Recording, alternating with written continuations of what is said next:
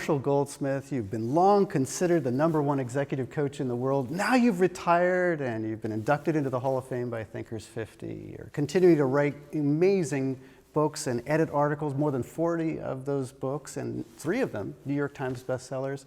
Such an honor and pleasure to be with you. Thank you, Marshall. So much. Love being with you.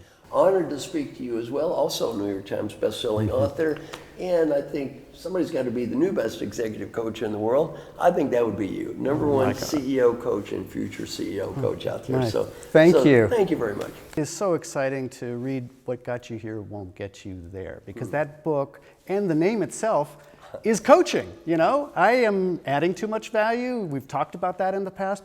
You tell a story about General Shinzeki and some behaviors there that you found very instructive in the coaching that you do. A funny question he gave me is, one time he said, you know, we were in a room surrounded by 2 to 4-star generals having dinner. And high-powered room. yeah, you met General Shinzeki. What a nice man. And he said, you know, Marshall, who's your favorite customer? I said, sir, my favorite customer is smart, dedicated, hardworking, driven to achieve, creative, entrepreneurial, cares about the company and customers, great values, high integrity, and gets results. And is a stubborn, opinionated know-it-all that never wants to be wrong. I said, sir, do you think any of the generals in this very room may fit such a description? No. He looked at me and said, Marshall, we have a target-rich opportunity. I love that. Target-rich opportunity.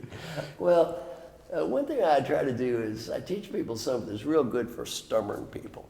And I'm sure a lot of people viewing us. I don't run into any stubborn people in the work we do as a coach. Right? I work with a lot of stubborn people. And especially in the C-suite. And by the way, if we're stubborn at work, does it get better when we go home? Some great advice for stubborn people is never begin a sentence with 3 words. No, but, or however.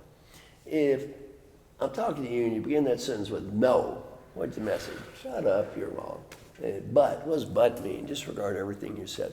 One of my coaching clients was stubborn and opinionated, and I'm reviewing his 360-degree feedback report. Yes. And he said, a painful moment. But Marshall. I said, no, that's free. If I ever talk to you again, you start a sentence with no but or however, I'm going to fine you $20. He said, but Marshall, 20. No, 40. No, 60, 80, 100. He lost $420 in an hour and a half. Yes. At the end of the hour and a half, he said, thank you. He said, I had no idea. I did that 21 times through throwing in my face. How many times would I have done it had you not been throwing in my face? 50 times, 100 times? He said, no wonder people think I'm stubborn. He got so much better at being a positive and open-minded listener, just learning not to start that sentence with no, but, however. In fact, do you know the most common phrase uttered by smart people when people tell us something we agree with? No, I agree with you. No, I agree with you. No, I think it's a great idea. No, I think it's fantastic. It's so fantastic. What Take the energy out of it, yeah. You say no for it. You know what that means? No, Mark, of course I agree with you. And of course, you see, I understand what you're saying. Patronizing and condescending. I already knew that, of course. And right. You see, you're confusing me with someone who you think may need to hear you right now, so you just be quiet. Well, we are so afraid that other people may not recognize our brilliance. What that no, I agree with you means is no, you didn't have to tell me that. I already knew it. It's a qualified opinion. You're taking the edge off, aren't you? One thing, yeah, when somebody agrees with you, I say no. That's not a word of agreement.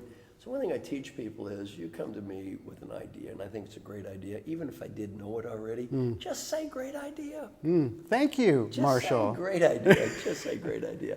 You know, one thing I'd like to hear from our people who are watching us right now is, when is one time in your life when you became more stubborn than you could need to be, and how did that influence what happened with those people around you? And can I add to that? I mean, there's a little piece of advice here. Don't start your email or your note to that person or to us with but, no, or however. Thank you so much. Thank you so much, Marshall.